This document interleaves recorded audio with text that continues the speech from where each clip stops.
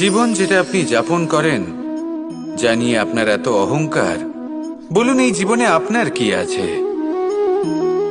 আপনাকে জন্ম দিয়েছেন আপনার মাতা, তারপর আপনাকে হাঁটতে শিখিয়েছেন, কথা বলতে শিখিয়েছেন, ভাষা শিখিয়েছেন, আরো অনেক কিছুই শিখিয়েছেন আপনার গুরু বা আপনার মাতা পিতা অথবা এই সংসার।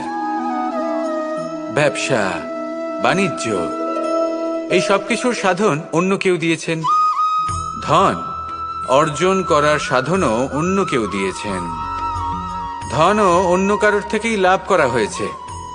সম্মানটাও অন্য কোনো ব্যক্তি আপনাকে দিয়েছেন। জন্মের পর প্রথম স্নানও অন্য কারোর হাতে করতে হয়েছে। মৃত্যুর পরেও অন্তিম স্নানটাও অন্য কেউ করাবে।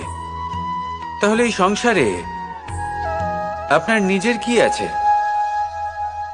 জীবন। শুধু এটাই আছে যেটা আপনার নিজের। আর এই জীবনকে উচিতভাবে যাপন করুন, পূর্ণরূপে তার সদ্ব্যবহার করুন, আর শ্রেষ্ঠ থেকে শ্রেষ্ঠ কর্ম করুন। যদি সময় এলে পরে অন্য কেউ আপনাকে কিছু দেয় আপনার যেটার প্রয়োজন ছিল, তাহলে সময় এলে আপনাকেও অন্যদের সব কিছুই দেওয়া উচিত।